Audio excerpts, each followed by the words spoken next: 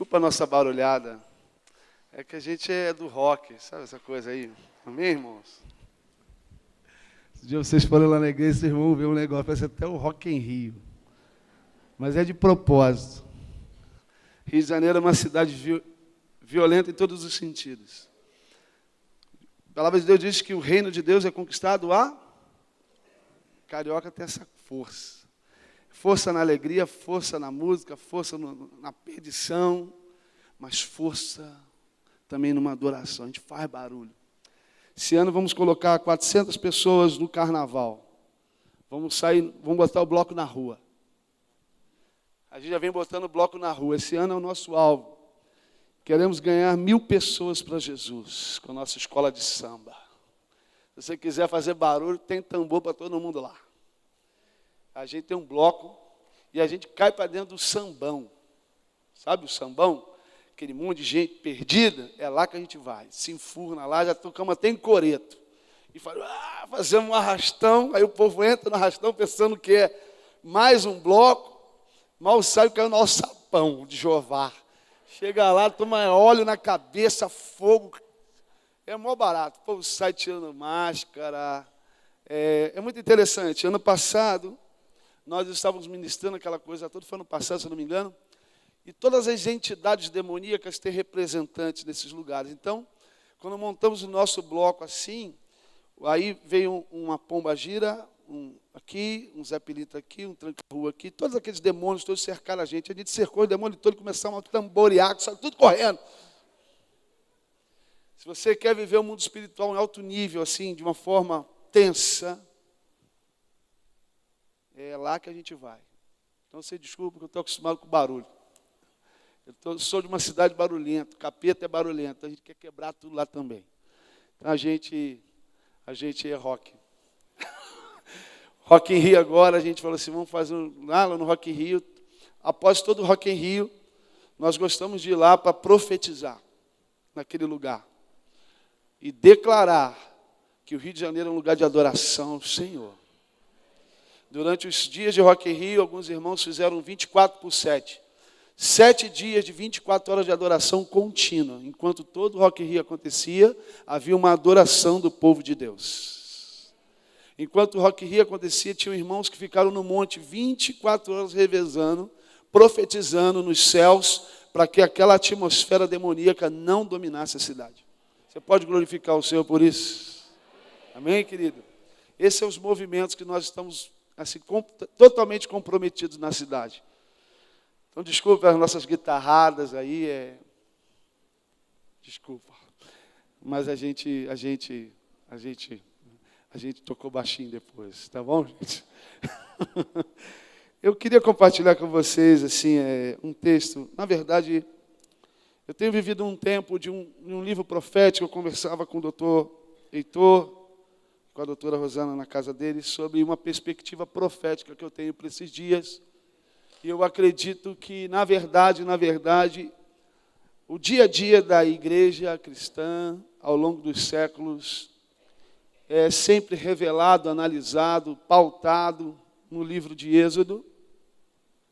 Acredito que nós, enquanto cristãos, estamos nessa travessia, né, desse Egito até a promessa do Senhor na nossa vida. Isso se manifesta sempre os nossos dilemas, conflitos, crescimentos, provações, aprovações ou reprovações continuam nesse dia a dia, enquanto a gente viver essa vida rápida como uma fumaça que sobe aos céus. E como diz Salomão, o espírito volta ao Deus que o fez, né? E essa carne fica para os minhocas mesmo, porque é para isso que ela serve. Não é? E como diz aquela canção, vigia varão, porque senão você vai virar comida de bicho. Então, Êxodo é esse lugar onde a gente é conhecido do Senhor, onde o mais profundo dos nossos corações é revelado, onde encontramos aprovações ou não, como diz Paulo, procure apresentar-te como um obreiro aprovado, que não tenha do que se envergonhar, mas manuseie muito bem a palavra da verdade. Pois bem, esse texto tem mexido com o meu coração, porque eu tenho percebido um grande momento na vida da igreja decisivo. Eu ontem liberei uma palavra profética que eu acredito que é uma palavra direcionadora para os próximos 10 anos. Quem estava ontem na conferência de jovens aqui, eu falava sobre a igreja desses dias, que se fizermos uma análise escatológica, vamos entender que nós estamos vivendo aí a 7ª semana, esse momento profético que Daniel nos advertiu, e Apocalipse, Tessalonicenses nos avisa. Mas, com toda certeza, tem uma coisa para te dizer, querido. Maranata, a hora vem, o Senhor Jesus está chegando. Então, querido, não valorize tanto o seu carro novo, nem a sua casa nova, porque vai ficar tudo aí. Eu espero. Eu não sou um defensor da pré-tribulação, do pós-tribulação, não quero defender essas coisas, mas uma coisa eu creio, o Senhor vai arrebatar a sua igreja. Então não fica valorizando essas coisas que a traça, o ferrugem destrói, mas construa de toda a sua força, com todo o seu empenho, um tesouro nos céus, porque esse é eterno. Então é tempo de entender palavras como essa, é tempo de falar da cruz, é tempo de falar que Jesus está voltando, porque as pessoas estão perdendo a noção de algumas coisas. Quando falamos da igreja de Laodiceia, a 7ª igreja, podemos ter uma perspectiva do 7º período da igreja, ou a última igreja dos últimos dias, e o texto diz que ela tem 3 problemas. Ela é morna, ela só se preocupa com dinheiro, e tem um padrão de aprovação ou reprovação pelo dinheiro, e ela é cega. E eu vou te avisar uma coisa, até o final dessa década você nunca vai encontrar tantos crentes mornos, tantos crentes preocupados com a vida financeira e tantos crentes cegos da visão do reino. Isso não é porque eu estou falando, é porque a Bíblia é uma palavra profética também. Aprenda algo sobre o que é profético. Fala comigo. O profético nos revela não apenas o que virá, mas aquilo que já acontece. Amém? Um dia poderemos falar sobre essas coisas. Mas, enfim, mediante a isso, existe um momento no livro de Êxodo que, para mim, define muitas coisas. Eu queria liberar essa palavra hoje aqui. No meu espírito, e eu não falei isso com o pastor Wilson, não falei com ninguém, todos aqui sabem o carinho, afeto, amor, paixão, companheirismo, amizade que eu tenho pelo Marcão, Baldan, que foi a chave, a porta para me chegar a essa cidade. Eu tenho uma paixão pela vida dele, mas eu nem o vi. E eu sinto que, por isso eu trouxe essa palavra, com cunho profético.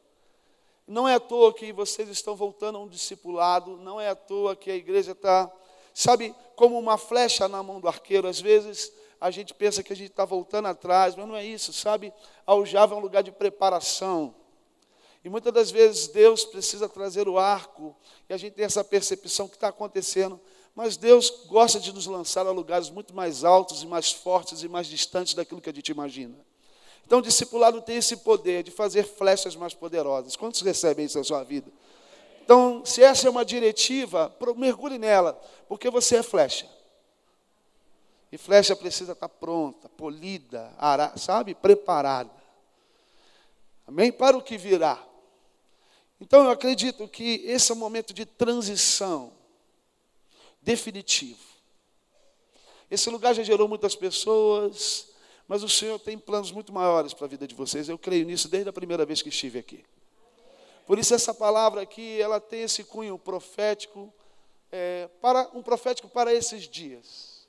Não me veja essa noite como um pastor, mas me veja numa perspectiva profética. Eu acho que eu vou me entender, eu acho que eu vou me refletir essa perspectiva ministerial essa noite. Amém? A primeira coisa que eu quero debater com vocês está aqui no versículo capítulo 3 de Êxodo. O texto diz assim, versículo 1.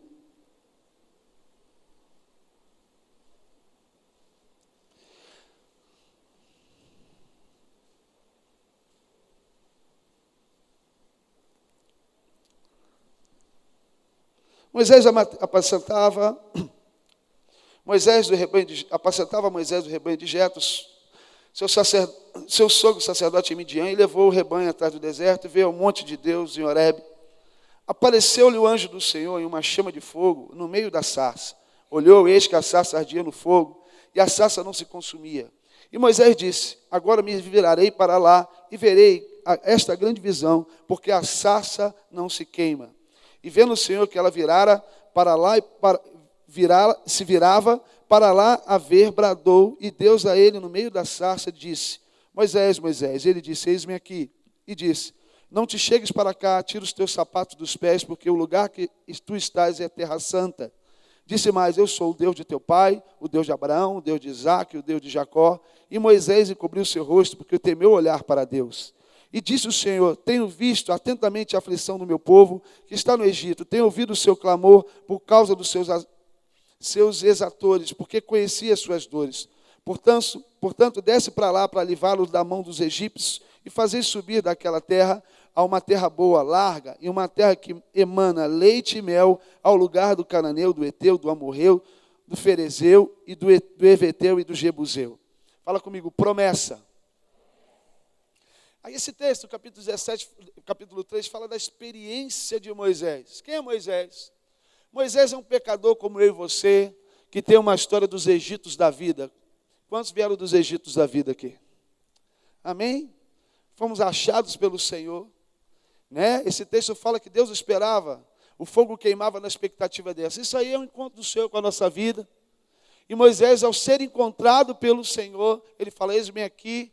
E é interessante que Deus revela um plano através da sua vida. Amém? Esse texto é muito lindo. Eu estou um pouco empolgado, me desculpe. Então, versículo 11 diz assim: Então Moisés disse: Deus, quem eu sou? Que vá a Faraó e tire do Egito os filhos de Israel. E Deus disse: Certamente eu serei contigo, isto te será por sinal de que eu te enviei. Quando houveres tirado este povo do Egito, servireis a Deus neste monte. Repite novamente esse versículo 12. E Deus disse: Certamente eu serei contigo, e isto te será por sinal de que eu te enviei, quando houveres tirado este povo do Egito, para me servir a Deus neste monte. Deixa eu te fazer uma primeira pergunta. O que é promessa e o que é propósito na vida do povo de Israel? Qual é a promessa para o povo? Uma terra que emana. Mas qual é o propósito de Deus? Encontrar com o seu povo naquele monte. Fala comigo. Deus quer me encontrar num lugar secreto. Existe um monte para mim. Primeira coisa que precisamos entender é que o êxodo de Deus com o povo de Israel e o êxodo de Deus conosco é nos fazer conhecer o propósito que Ele tem para cada um de nós. Por que você está falando uma palavra profética, pastor? Porque essa igreja morna, essa igreja que cobiça as coisas e que tem uma visão distorcida, erra justamente aqui. Porque promessas não é propósito, mas propósito, uma vez cumprido, se cumpre as promessas. Amém? Uma vez que você vive uma vida alinhada aos propósitos que Deus tem para você, as promessas te acompanham. Mas o grande problema nesses dias é que pessoas fundamentam a sua vida cristã, a sua busca ao Senhor, o seu relacionamento com Deus, baseado na terra que emana leite e mel. Mas esse não é o propósito de Deus, sim o beneplácito da sua misericórdia, a sua promessa. Essa distorção de valores tem corrompido e destruído muitas pessoas. Existem hoje instituições, denominações fundamentadas em uma só coisa. O placa dessa igreja deveria estar escrito assim: entre nesse lugar, o lugar do leite e do mel. Por isso que a palavra de Deus é melhor do que o mel. Então, querido, uma coisa importante a gente entender aqui, que Êxodo é um lugar de duas definições. Qual definições? Quem eu sou. Por isso Moisés fala, quem eu sou? Quem você é? Olha para você e fala assim, quem você é? O que você é vai definir o que você quer. Sobretudo nesses dias, que aquilo que nós somos não é tão valorizado, mas às vezes aquilo que nós temos é o nosso principal valor. Você chega para pessoas hoje e fala, como você está? Tudo bem? Sim, eu comprei um carro. Sim, eu acabei de comprar uma casa. Não estou perguntando o que você tem, estou perguntando como você está. Já viu? Quando nós olhamos uma perspectiva de mundo espiritual, entende uma coisa. Às vezes a manipulação do mundo espiritual se evidencia também na igreja. Quando encontramos igrejas estabelecidas em promessas, significa que a mundanidade entrou nessa igreja. Porque esse mundo que está aí, todo mundo quer ser feliz, todo mundo quer estar bem, todo mundo quer vitória, ninguém quer problema. E se tiver alguém com problema, manda embora do trabalho, tira da minha vida, porque esse cara tem energia negativa. Então, se a gente analisar o que é um conceito de mundanidade, o conceito de mundanidade é quando a nossa mentalidade está ataviada à mentalidade do mundo. E na mentalidade desse mundo, as pessoas são árvores. Fala comigo, eu não sou uma árvore. Por que você está falando isso, pastor? Olha para o seu irmão e fala assim, você não é uma árvore para mim. Deixa eu te fazer uma pergunta. Você já viu alguém procurar uma árvore que não dá fruto? Você já procurou uma árvore que não te dá sombra? Seus irmãos não são árvores, seus irmãos são pessoas. Nossos relacionamentos não podem ser em função daquilo que nos traz benefícios. Nossos relacionamentos precisam ser fundamentados naquilo que Jesus disse. Amai ao seu próximo como a ti mesmo. Por isso que as pessoas não são árvores. E os valores de uma pessoa não estão naquilo que elas possuem ou não possuem. Mas os valores de uma pessoa estão naquilo que ela é, sobretudo no seu interior. Posso ouvir um glória a Deus aqui? Esse é o conceito de Êxodo.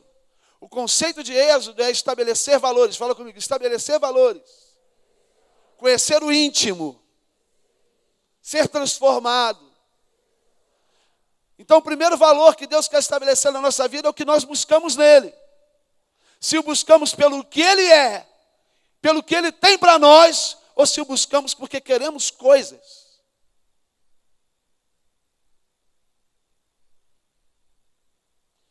Eu gosto de conversar com afastados. Eles têm altas desculpas. Mas eu sempre pergunto, o que você buscou no Senhor? E eu lembro das mais infinitas respostas. Um falou assim para mim, não, eu fui lá porque eu queria meu casamento de volta. Eu falei, filho, quem te promete o marido de volta em 7 dias é macumba, não é Jesus? Não é?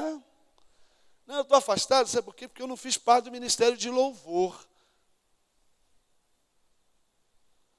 Não, é porque eu me aborreci com a irmã. Querido, presta atenção que eu vou te falar aqui. Esse lugar aqui é um lugar tenso. Igreja é um lugar de gente com gente. Você sabe o que dá gente com gente? Ou dá coisa boa, ou dá problema. Mas não corre da igreja não, querido. Eu costumo dizer que a igreja parece a Arca de Noé. Lembra da Arca de Noé? Quem lembra da Arca de Noé?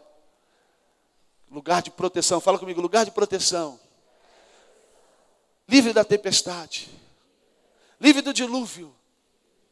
40 dias protegido de todo mal. Fala comigo, protegido de todo mal. Amém? A igreja não é isso ou não é, querido? A promessa de Deus. Amém? Agora, meu irmão, deixa eu te contar uma coisa que talvez você não saiba. Não está na Bíblia isso, mas eu fico imaginando meu mundo de Bob aqui, ó. Eu fico imaginando Noé falando assim, filhão, o cocô desse elefante está sinistro, pai. Nossa. Por que a gente trouxe esse rinoceronte maluco? Ele vai furar o barco. Ele vai furar o barco. Pensa 40 dias aturando aquilo tudo. Imagina 40 dias com a tua, né, sogra com, como é que, eu sempre esqueço, é noro, genro, sogra, mulher do filho. Caramba, eu fico lá em casa, quando junto a minha família toda, eu começo a ver os sobrinhos do meu irmão. Os primeiros 15 minutos é tudo uma maravilha, mas quando começa a bater 1 hora, quando começa, os hábitos são diferentes, não é assim? Não é um negócio, tem uns caras, por exemplo, meu irmão, eu fico olhando meu irmão, a educação que meu irmão dá para os meus filhos dele é tão diferente dos meus, e a gente tem uma mania de achar que a gente dá a educação certa. Está todo mundo errado, a gente que sabe. Aí quando junta essa multiforme, sabe, manifestação de credos e costumes, na primeira hora eu já começo a olhar para minha esposa e falar assim, vamos dar um glória e vamos embora, porque eu quero meu canto. Agora imagina 40 dias, meu Jesus. Porém, é nesse lugar que o mais profundo do nosso coração é tratado. É nesse lugar que o pessoal vai saber que você é chato, que você cobra demais. É na igreja que a pessoa descobre o quanto você tem problemas, crises, quanto você precisa de reconhecimento. É aqui. É aqui que você tem que tomar uns tapas de Jeová. Êxodo é isso. Amém, querido? Esse lugar de tratamento. Fala comigo, eu não buscarei as promessas, buscarei o Senhor. Aquele que busca as promessas, nem sempre as encontra, mas aquele que busca o Senhor, as promessas o alcançam. Você crê nisso? Aplauda o Senhor, querido. Glória a Deus. Glória a Deus. Para testificar isso, lê lá, Êxodo capítulo 5. Versículo 1. Depois foram Moisés e Arão e disseram a Faraó, assim diz o Senhor Deus de Israel, deixe o meu povo ir para que me celebre o quê? Uma festa no... Deus o tempo todo, o discurso de Deus é só, eu quero tirar esse povo para encontrar comigo. Agora, querido, vai para o capítulo, por gentileza, para o capítulo 14. Que, na verdade, é o foco da minha mensagem hoje.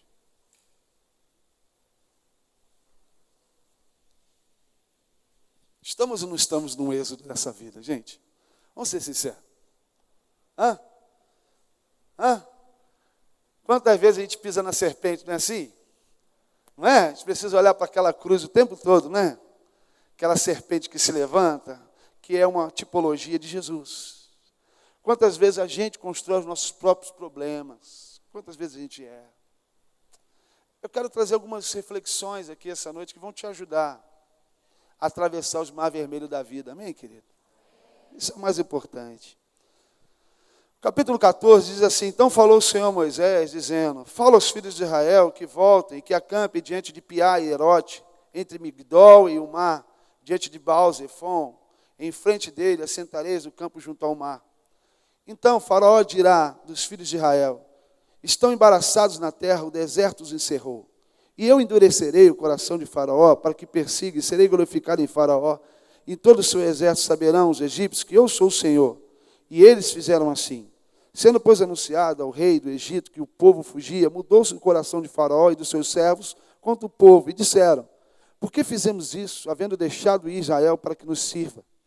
E aprontou o seu carro e tomou consigo o seu povo. Tomou 600 carros escolhidos e todos os carros do Egito, os capitães sobre eles todos. Porque o Senhor endureceu o coração do Faraó, rei do Egito, para que perseguisse os filhos de Israel. Porém, os filhos de Israel saíram com alta mão.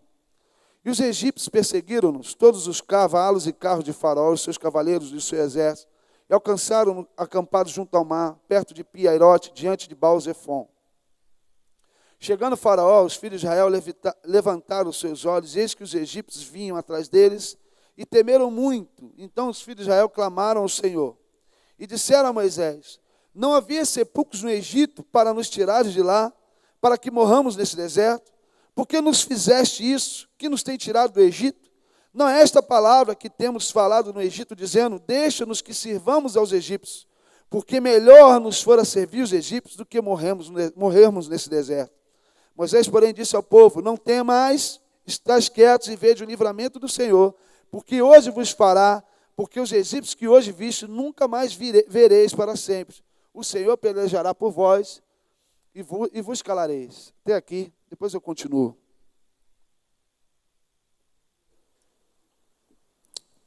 Senhor, a tua palavra é bendita, santa, Senhor. E eu oro, Deus, agora, para que cada coração aqui seja como uma terra fértil, a fim de que essa semente caia nessa terra e frutifique em nome de Jesus.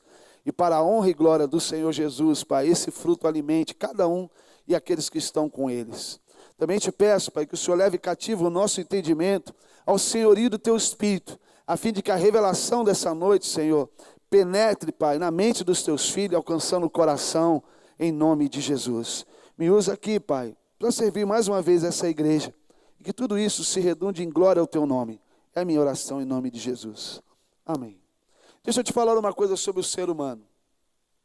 Se tem médicos aqui, podem falar muito melhor sobre o homem do que eu. Porém, como um pastor, eu aprendi uma coisa.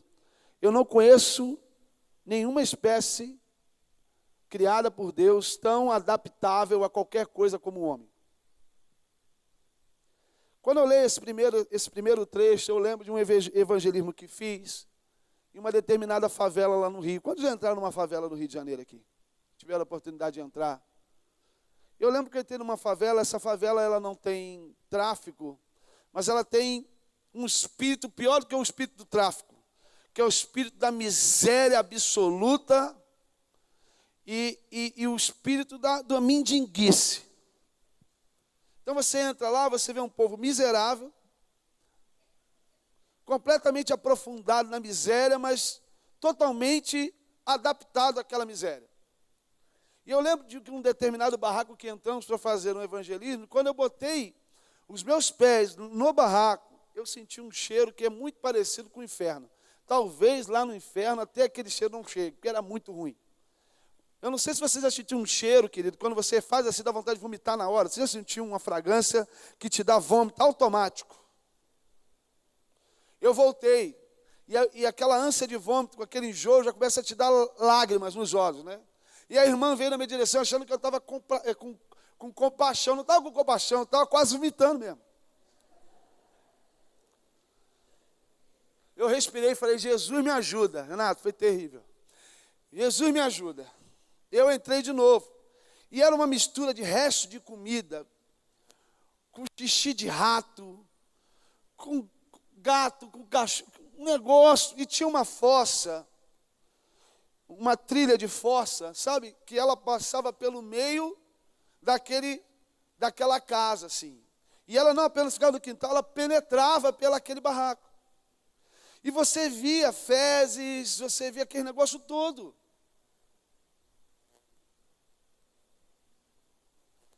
O que eu quero te deixar impactado não é com essas coisas, porque isso aí acontece. O que mais me impressionou, sabe o que foi? Tinha 6 camaradas deitados numa cama, às 3 horas da tarde, vendo televisão como se nada tivesse acontecido. Cheio de micose no corpo, piolho, e tipo assim, tudo bem. Quando a gente lê esse texto aqui, a gente percebe que existia um problema nesse povo, depois de 400 anos. Eles se acomodaram com os egípcios da vida. Quando eu começo o meu discurso essa noite, falando de Êxodo, é para te dizer uma coisa. Se você se acostumou com os egípcios da vida, isso é um problema seu, mas Deus não quer que você se acostume com isso. E Deus vai confrontar, vai gerar circunstâncias em todos os níveis. Repete comigo, circunstâncias em todos os níveis. Para quebrantar o seu coração. Quando eu vejo Jonas, preste atenção sobre o livro de Jonas, é muito interessante. O que Deus faz? Primeiro, engole ele num peixe grande, não é assim? Eu não sei que peixe é aquele, mas sei que Jonas veio na boca do peixe, não é isso? Mas no final do texto diz que Deus toca ele agora com um vermezinho, lembra disso? Isso mostra exatamente como Deus trabalha. Se ele tiver que usar coisas grandes para falar contigo, ele vai usar. Mas se ele tiver que usar coisas pequenininhas, ele também vai falar. Mas Deus quer falar. Assim é o Senhor. Porque Deus tem um problema, ou melhor, ele tem um incômodo. Deus detesta Egitos dentro de nós. Mas o que nós percebemos com esse texto, que o primeiro problema, aquele povo revelou o seu espírito de acomodação, o seu espírito de conformidade, o seu espírito de manipulado por essa estrutura. E muitos de nós estamos assim às vezes. Nós às vezes lutamos contra tantos problemas, 400 anos de problemas, 10 anos de problemas, vidas de problemas, e às vezes o que a gente faz com os problemas? Não, a gente vai dar o nosso jeito. Existe uma frase nesse país que é uma maldição, e eu não aceito isso da vida da igreja. O bom e velho jeitinho brasileiro, isso aí é do capeta. Nós não nascemos para dar jeitinho em nada. Nós nascemos para viver debaixo de princípios, processos e propósitos no Senhor. Não existe jeitinho no reino. No reino não tem jeitinho. No reino é assim, sim, não, não. Errou, querido, volta lá atrás, começa tudo de novo. Quando eu vim aqui no ano de 2008, pastor, o senhor lembra que eu estava num processo ministerial. Uma vez eu falei com o senhor, eu estou implantando uma igreja, que não sei o quê. Irmãos, implantei a igreja, construí a igreja. Chegou gente, fiz tudo.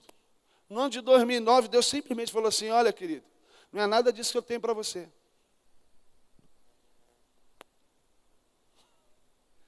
Quantos querem viver os processos de Deus na sua vida? Amém? Foi como é que é? Querido, deixa esse lugar, abençoa os irmãos, levanta líderes, volta para a igreja que você era. Lembra, Rodrigo? Irmãos, eu sempre tive um chamado de Deus na palavra e na adoração. Sempre eu andei com muitas pessoas que Deus tem levantado nesse país. E eu sempre tinha uma crise. Qual crise? Eu falava, Deus, por que não comigo? Deus, por que, Senhor, tu levanta fulano, levanta Beltrano, levanta Ciclano, mas Deus, você falou que tinha uma promessa para mim.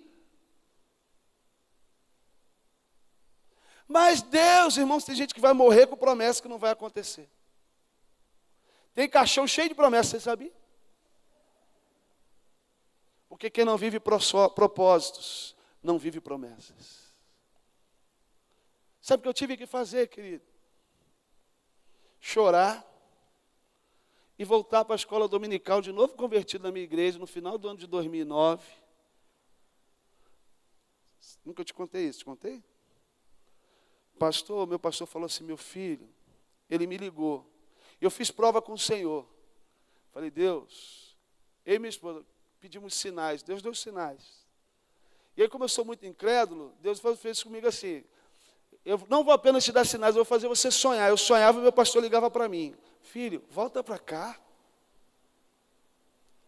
Irmãos, eu e minha esposa, depois de 5 anos de seminário, de viajar o Brasil todo, nos tornamos os alunos da sala de integração dos novos convertidos da igreja.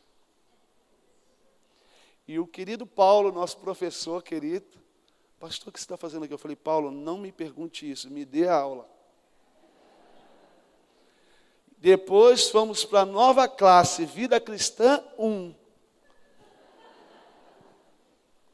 Vida Cristã 2. E o meu pastor falava assim para mim, meu filho, se Deus tem para ti o que eu creio que Ele tem, e se tu tens uma aliança comigo, como eu creio que Ele tem, passe pelo processo da igreja.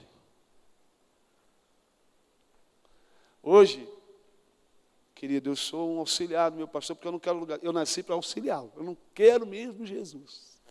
Mas hoje eu sou um pastor de uma igreja de mais de 2.000 membros. Só de música a gente tem mais de 100 músicos que a gente pastoreia. Deus, depois de anos, fiquei anos nas escolinhas, 2010, 2011, só em 2012 que meu pastor falou assim, filho, agora, quando eu chamar os pastores da igreja, você pode vir. Chamar os pastores da igreja, eu lá sentado, quietinho no meu canto. Ou Deus se estabelece, varão, ou não tente se estabelecer, apenas se submeta. Repete comigo assim, quem não se submete, não se estabelece. Posso ouvir um glória a Deus, querido? Volta para o discipulado, como o teu pastor falou, fica quietinho, aprende e deixa Deus trabalhar na aljava. Posso ouvir um glória, querido? Aplaude o Senhor aí, querido, aplaude a Ele. Ah, eu fiz teologia, e daí? Ah, eu sou pós-graduado. Querido, no reino você é servo. Servo só tem direito a uma coisa, obedecer. No ano de 2013, nós fomos chamados à liderança da igreja, cuidado pela igreja, assalariado pela igreja, respaldado pela igreja, tudo isso. Porque Deus é fiel. Mas nós podemos nos acostumar com os egitos da vida. Podemos ficar aí abrindo igrejas, podemos ficar aí rompendo com coisas, revoltando coisas. Porque Êxodo aí é isso. Podemos ficar falando para os nossos líderes, por que tu nos trouxe, por que tu está fazendo isso? Por que é isso, por que é aquilo? Eu já acostumei a comer desse lixo do Egito. Eu já me acostumei com esse problema, a gente sabe que a gente tem um problema, eu já me acostumei. A gente dá um tapa um na cara do outro daqui, a gente se ofende, a gente se xinga, mas depois a gente ora, está tudo bem, vai para a igreja como se nada tivesse acontecido. Nossos filhos já se acostumaram a ver a gente se agredindo, se xingando. Afinal de contas, o Egito é lugar dessas coisas. Querido, em nome de Jesus, o Senhor quer nos tirar totalmente desse lugar de confusão. O Senhor quer trabalhar a nossa vida para que nós venhamos a viver a plenitude daquilo que Ele tem para nós. Egito não é o teu lugar, comodismo não é o teu lugar, conformismo não é o teu lugar. Você não nasceu para ter essa mentalidade. Eu ficava impressionado como esse povo consegue comer, como esse povo consegue viver, como é que esse povo consegue habitar nesse lugar. E Deus me falou, meu filho, os grilhões do Egito dominam as mentalidades ao ponto que essas pessoas ficam mornas, cegas e acostumadas a viver um padrão miserável de vida. Você não nasceu, querido, entenda isso, para viver abaixo da linha da honra, da linha da justiça, da linha do evangelho do Senhor. Mas para isso você precisa tomar coragem. Deixa eu te contar uma coisa sobre o evangelho. O evangelho não é romântico.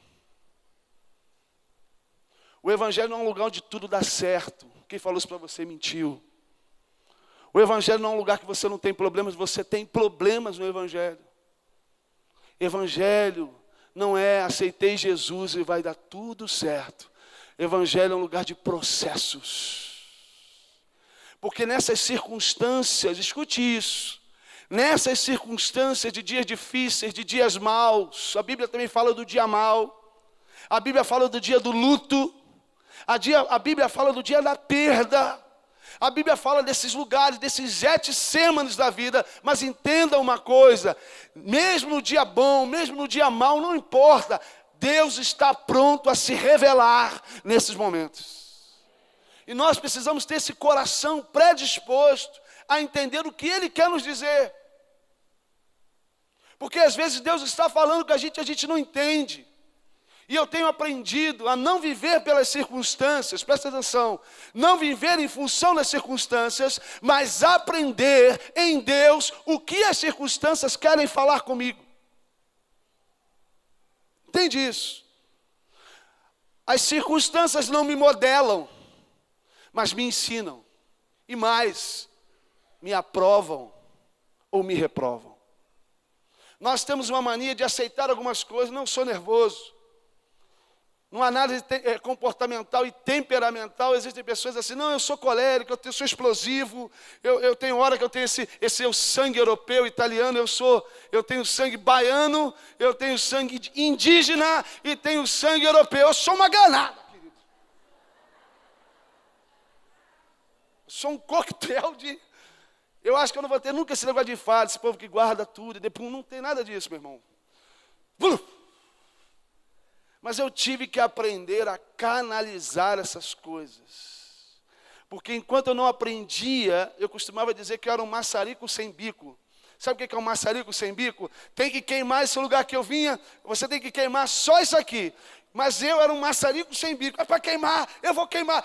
Destruir a mesa toda e esse negócio também. Meu Deus. Não foi bênção, mas destruiu tudo.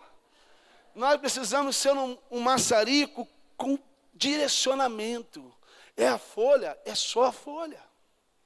O problema todo é que nós, quando aceitamos essas conformidades, a gente custa mudar.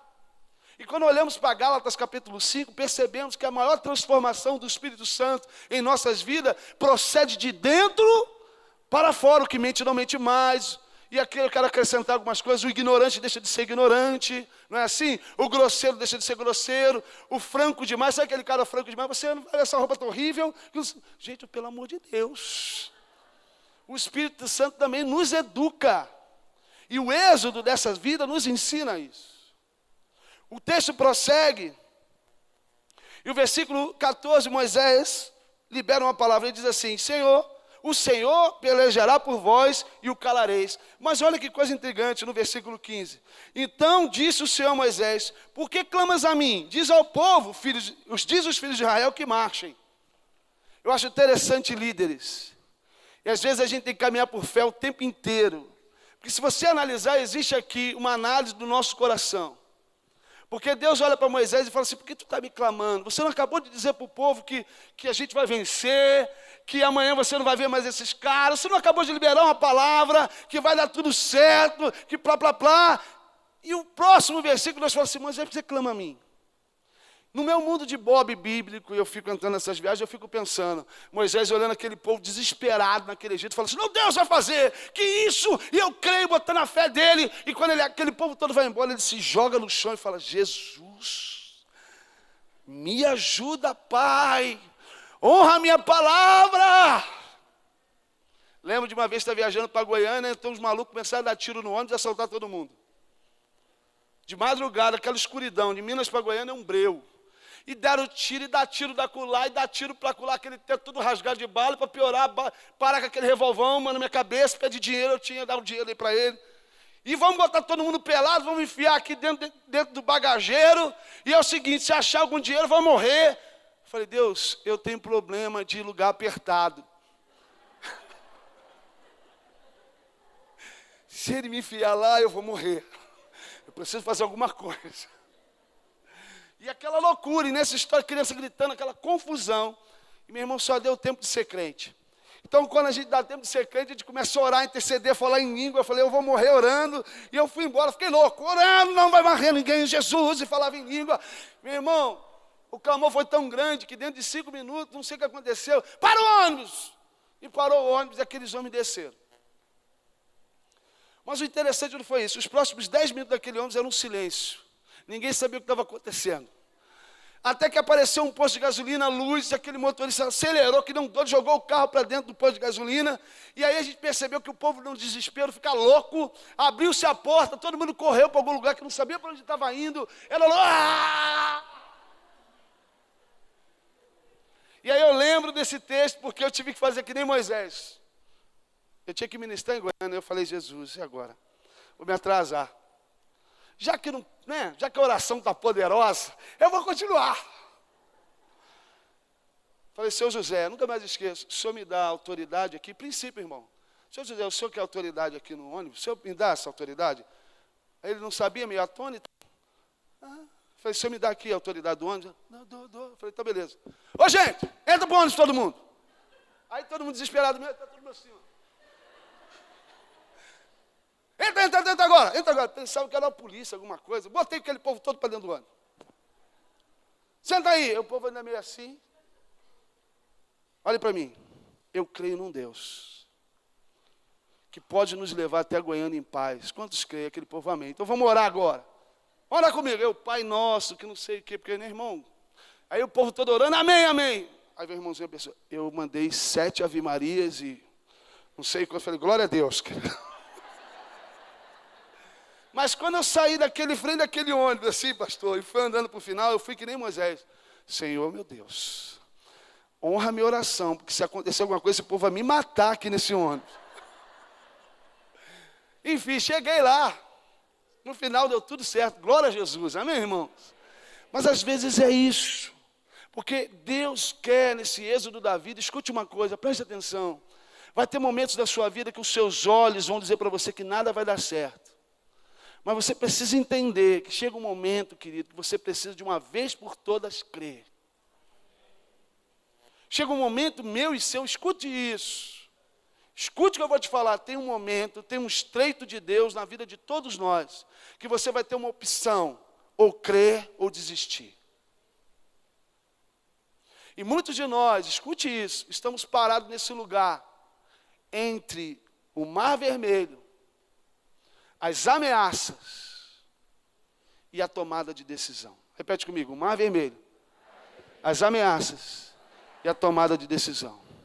Domingo à noite, sempre quando a gente está num culto, nós estamos aqui nesse lugar essa noite. Nós estamos aqui essa noite, nesse culto, nesse lugar, de tomar uma decisão. Ou vamos atravessar esse mar vermelho, ou vamos continuar crendo nesses desafios da vida. Vamos continuar olhando os problemas da vida, vamos continuar as ameaças de Faraó, vamos continuar as ameaças com a nossa família, ameaças contra os nossos filhos, ameaça contra a nossa casa. Os problemas estão aí, sempre vão estar. Mas culto após culto você tem uma oportunidade de crer. Ainda que no seu coraçãozinho, Deus sabe quanto temor você está. Eu vejo sempre um culto assim. Uma noite de temor, de aflições no mais profundo do coração, mas de um Deus que está esperando uma posição de nós. Deus hoje está esperando a posição de muitas pessoas aqui, sabia? Existem pessoas aqui que estão que nem aquela mulher com fluxo de sangue. Já gastou dinheiro com muita coisa, já consultou muitos médicos, já tentou resolver o problema de várias maneiras. Mas sabe, irmãos, a gente precisa tocar na orla. A gente precisa tomar uma decisão. Ainda que a multidão tente impedir, ainda que os problemas tentem impedir, ainda que o nosso consciente, a nossa experiência de vida, a gente precisa se levantar e olhar para o problema e falar assim, ainda hoje, esse problema vai ser resolvido. Você crê nisso na sua vida? E o texto continua, querido, com mais ensinamento para a gente. Então, o Senhor olha para Moisés e fala, diz, por que clama a mim? Diz a esse povo que... Ele não falou, não diga a esse povo que corra, mas diga a esse povo que marche. Quando já virou a marcha? Vem cá, Digão, vamos marchar aqui. Vou dizer essa igreja, a expectativa de Deus é que vocês marchem. Ô, querido, obrigado. Antes que eu caia aqui, já que eu vou marchar, né? Marchar e cair, vai... Meu Deus. Qual é a diferença da marcha e da corrida? Comigo aqui, diga. Isso é uma palavra para a igreja, amém? Fala comigo, eu vou marchar com a igreja. Quando a gente corre, dá uma corrida, Digão, comigo rápido aqui. Cada um correu de um jeito, cada um correu de um passo, cada um correu de para um lado. Repete comigo, visão, mais visão, da divisão. Querido, se você está aqui, abraça a visão da liderança. Somos 7 pastores lá, apaixonados pela visão de Deus do meu pastor. Apaixonados. Visão, mais visão da divisão. Quando a gente anda, vai lá, Dilma, cada um anda de um jeito.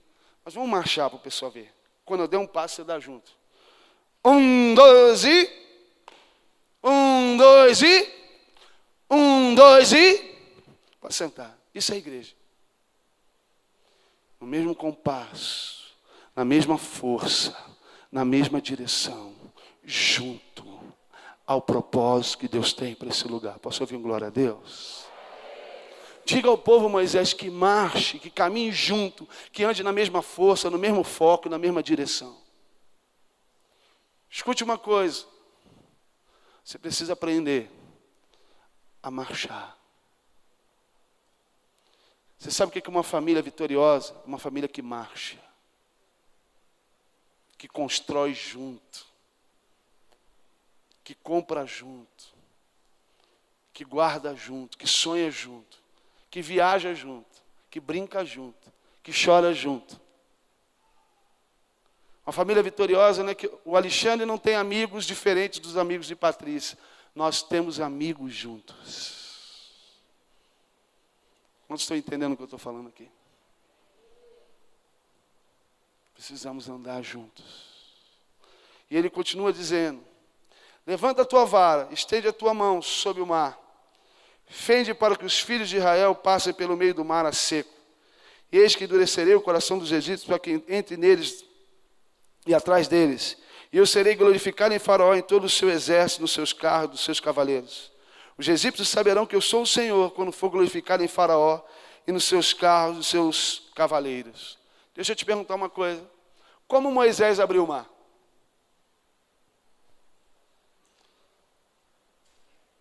Vamos lá. Como Moisés abriu o mar?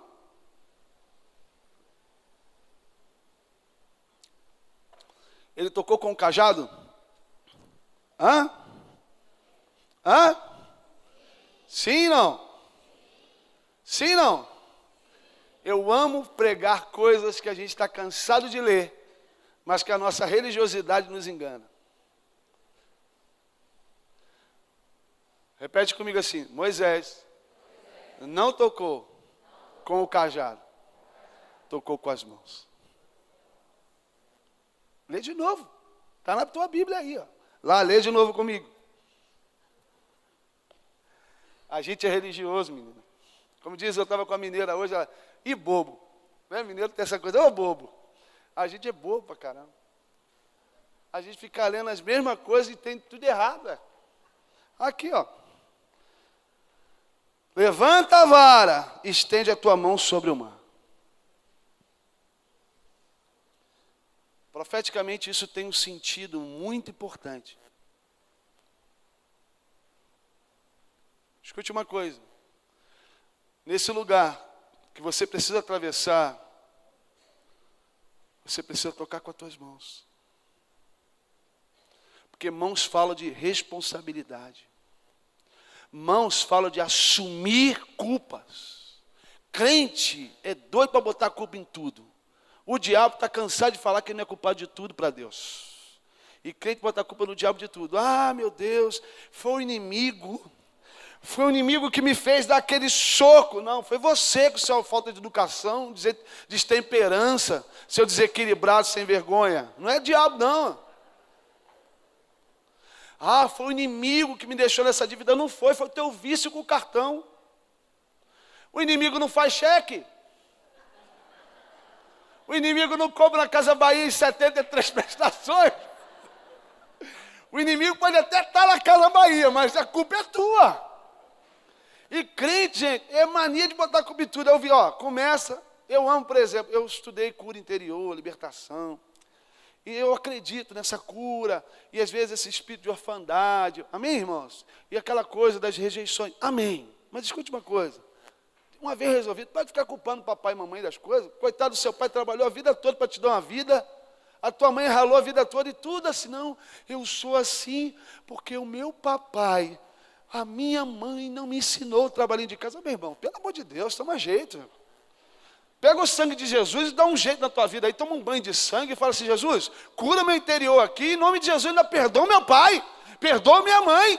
Ninguém é culpado de nada, eu sou um sujeito maduro, eu entendo que existe um poder naquela cruz para me restaurar, para me transformar em todos os sentidos. Amém, querido? Está lidando com um menino lá e tem um problema, um desvio sexual doido. E aí, a gente fica um tempão, 6 meses tratando dele, daqui a pouco eu estou vendo lá um Rock in Rio e está ele lá. Poeira, eu falei, meu querido, poeira? Poeira não, túmulo, tu vai morrer, desgraçado.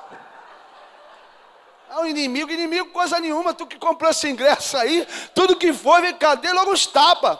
Irmão, meu gabinete é um negócio sinistro. Rapaz, eu falei para ele, cara, se eu vou te falar um negócio, minha vontade é quebrar você todo de pau. Tem um pau santo aqui, escrito Jesus Cristo é o Senhor. Não apoiou do teu pai não, cabra safado, mas eu vou arrebentar você todo. Ah, lá na igreja todo mundo já me conhece, irmãos, você tem esse negócio não. Então não vem lá conversar comigo, vai conversar com outro pastor, mais fleumático, mais controladinho, e tal. Eu não sou assim, meu irmão. Fala, varão, o negócio é o seguinte, eu tomo uma vergonha na tua cara, entendeu? Sai daqui, pô. Negócio de capeta, de papai, de mamãe. Não, toca a mão nas águas. Escute isso.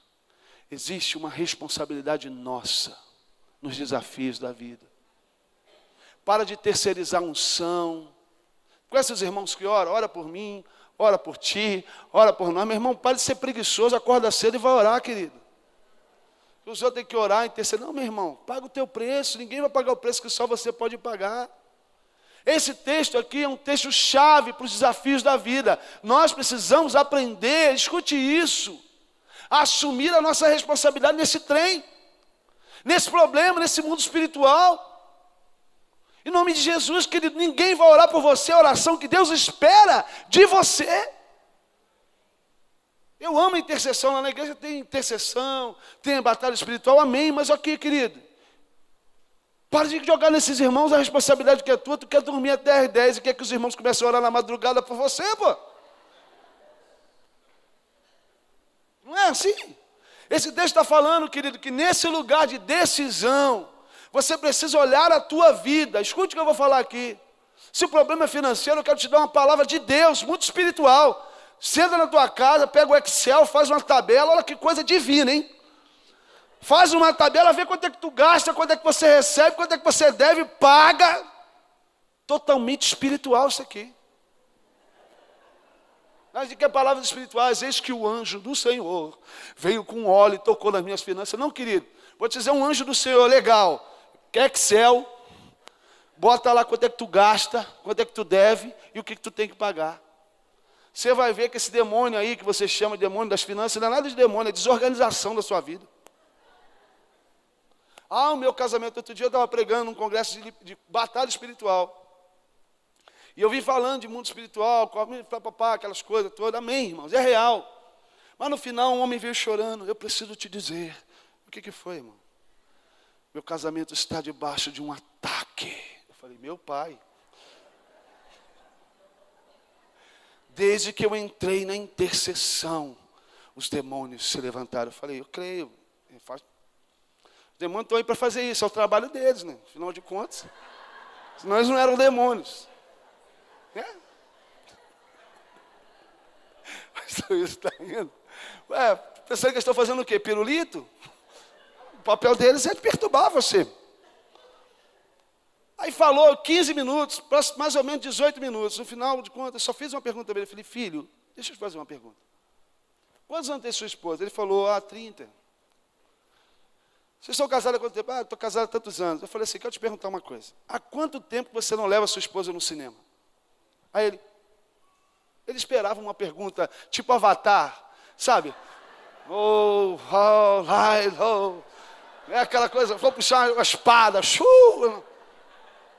Fiz a pergunta para ele, quanto tempo você não leva sua esposa para o cinema? Quanto tempo você não janta com ela? Só você. Quanto tempo você não olha para ela, dá um beijo? Olha aí, está com a sua esposa aí, varão? Vamos batalhar espiritualmente? Quer uma batalha espiritual? Olha para a sua esposa agora. Fala, eu te amo. Oh, meu Deus! Ô, doutor, meu irmão, sai daí, bebê. Está atrapalhando o mistério aí, varão. Sai daí, Estevão. Sai daí, bicho. Olha que guerra no mundo espiritual que a gente venceu agora. Você tem noção quantos demônios, sério? A gente não entende, o mundo espiritual é muito real. Você tem noção de quantas potestades e principados desse mundo tenebroso querem impedir que você fale isso? Meu marido, olha para o seu marido aí, varão. Meu marido, eu te amo. Oh, meu pai, aplauda aí, Jesus! Não é assim? Aquele irmão, aí eu falei umas outras coisas que não cabe falar aqui. É coisa só de encontro de casais, é coisa assim. Vem, né? Mandei para ele umas colorações e tal, uns perfumes. Dei uns endereços para ele dar uma passeada, os hotéis fazenda. Falei, varão, isso aí é mistério, é glória, é aleluia, é poder. Ele achou que eu era carnal. O casamento dele acabou. Não ouviu o profeta, irmão? Por que isso? A gente quer ser místico. A gente quer trabalhar um Deus místico. A gente gosta do Deus sentado no trono, sabe aquela visão, e ele está sentado no trono, querubins e serafins, amém? Conhece isso? E ao destra do seu trono, né? E eles cantam, santo, santo, santo, santo, amém? Esse Deus é maravilhoso, todo mundo quer, ele está longe. Mas deixa eu te falar sobre Jesus. O texto diz que ele se chamaria Emanuel, Deus conosco. Existe um Deus, querido, que quer dar um cheiro no teu cangote. Quer conhecer você no teu dia a dia. E esse Deus às vezes incomoda. Porque esse Deus quer conhecer o teu contra-cheque, saber se você é dizimista, se você não é. Esse Deus quer saber como é que está o teu relacionamento, como é que você se comporta todo dia, como é que você é no seu trabalho, como é que você é na sua família, como é que você é com seus filhos, com a sua esposa. Esse é Jesus. Por isso que Ele é Deus conosco, conhece os nossos limites, o nosso coração, os nossos problemas. Por isso que nós temos que amá-lo. Moisés está nesse momento aqui. Moisés, o negócio é o seguinte, meu compadre, como diz lá o carioca. Toca no problema. Toca no problema, vai lá e pede perdão. Escute aqui uma coisa, querido. O Espírito Santo não vai pedir perdão às pessoas que você feriu, não. É você que tem que ir lá, irmão, aqui. Eu errei contra você. E eu quero pesar uma coisa aqui. A igreja fala muito sobre perdão e pouco sobre restituição. E o grande milagre da vida de Zaqueu é que ele não apenas foi perdoado, mas ele restituiu a todos que ele feriu. Toma cuidado quando você fala de uma pessoa. Porque a palavra de Deus vai te orientar a saber o quê? Se você falar da pessoa na igreja, você vai ter que vir aqui, ó. Igreja, eu quero dizer que eu sou um mentiroso e que eu falei mal de fulano de tal. Me perdoem. Isso é igreja. Se você quer, querido, atravessar o mar, não corra de nada que tenha que ser feito em Deus. Se você quer atravessar esse mar dos problemas da vida, não corra da responsabilidade que é sua, porque a responsabilidade que é sua, Deus não vai fazer o que você tem que fazer. Só você pode fazer o que você tem que fazer. Posso ouvir um glória a Deus por isso? E o texto prossegue e diz assim: e o anjo de Deus, que ia diante do exército de Israel, se retirou para trás deles. Também a coluna de nuvem se retirou diante deles e se pôs detrás dele. E entre o campo dos egípcios e o campo de Israel a nuvem de escuridade para que ela esclarecia a noite, de maneira que em toda a noite não chegou um ao outro. Então Moisés, olha o versículo 21, vamos ler juntos, para você não pensar que eu estou pregando heresia. Está lá? Então Moisés estendeu o quê? Você nunca mais vai falar aquele desenho de Hollywood lá, lembra? O príncipe do Egito, aqueles filmes daquele Moisés com aquela barba branca, aquele cajadão. Não, a Bíblia está lá. Isso aqui é sua Bíblia. Estendeu a mão sobre o mar. E o Senhor, por um forte vento oriental que soprou toda aquela noite, fez retirar os problemas, os desafios da vida, as palavras de acusação, os gigantes que nos perseguem, as dívidas, as doenças, como o pastor orou aqui, uma noite de cura, um tempo favorável, o novo de Deus na nossa vida. Agora perceba uma coisa aqui, eu vou começar a terminar essa mensagem. Repete comigo, tempos de desafios. Deus mudará a maneira de agir, para que caminhemos como justos pela fé. Porque sem fé não se pode agradar a Deus. Perceba uma coisa nesse texto. Nesse momento, a coluna de fogo e a nuvem, o que ela faz? Sai. Deixa eu te falar uma coisa, segunda-feira amanhã. Quando você estiver em grandes momentos da sua vida, escute isso. Preste atenção. Sabe aquele momento que parece que Deus não fala contigo? Quantos estão me ouvindo aqui? Quantos já viveram momentos onde parece que Deus não fala? Sabe aqueles momentos que parece que Deus está, sabe, longe? Jesus experimentou isso. Ele falou, Pai, por que me... Jesus sabe o que é isso. Jesus sabe o que é a coluna de fogo sair, o que é a nuvem ir embora. Porque existe um momento, escute meus irmãos, que Deus quer que a gente ande por fé ou fé. Não tem jeito. Esse momento aqui, o texto está dizendo que a experiência muda, o momento muda, a maneira de relacionar muda, tudo muda, porque a nuvem sai, é aquele momento que parece que Deus nos abandonou, aquele momento que parece que nada vai dar certo, aquele momento que os amigos vão embora, aquele momento que parece que somos traídos pelo mundo, aquele momento, sabe aquele momento assim, que a gente, meu Deus. Mas esse texto me ensina que aqueles que não desistem, porque você não foi chamado para ser daqueles que desistem, mas você foi chamado para ser aqueles que permanecem, perseveram até o fim. Esse texto me ensina e testifica de que aquele que permanece ainda que todos possam ir embora, ainda que, sabe, irmãos, haja um silêncio, silêncio da amizade, silêncio dos relacionamentos, silêncio até da igreja, porque a gente quer achar que todo tempo vai ter gente cuidando da gente, pastor ligando para a gente abraçando a gente. Escute uma coisa que esse texto nos ensina: o prenúncio da glória de Deus na nossa vida vem com silêncios, vem com profundos desertos, aonde o nosso relacionamento com Deus é provado, não é pelas coisas que nos cercam, mas é pelo íntimo que Ele construiu dentro de nós. Coluna de fogo eram provas aparentes de um Deus que caminha. A nuvem era a prova de um Deus que caminha. Mas Jesus também experimentou um momento onde o Deus que Ele caminhou durante tanto tempo precisa estar encarnado como um verbo vivo, um tabernáculo vivo dentro de nós, onde a bandeira desse testemunho se chama fé, e pela fé, longe da vista, longe das circunstâncias, nós falamos: eu vou atravessar esse problema. É o momento que os laudos médicos chegam. Eu estava conversando com o doutor, que me deu uma palavra divina hoje, porque nós estamos aqui, e essa palavra tem muito a ver com o nosso momento. Eu estou com um irmão que está vivendo câncer, e Deus é tão poderoso, essa viagem tem sido tão de Deus, sabe, pastor, isso na nossa vida, que a gente teve a alegria de estar com o pastor Heitor e com a doutora Rosane, que têm sido amigos, consoladores, e assim, nesse momento tão precioso para a gente. Mas eu com esse texto, eu me encorajo e encorajo você a entender que é essa hora que a glória de Deus vai se manifestar na nossa vida. É quando parece que aquele tão sonhado emprego, negócio, sabe esses momentos à beira do caos?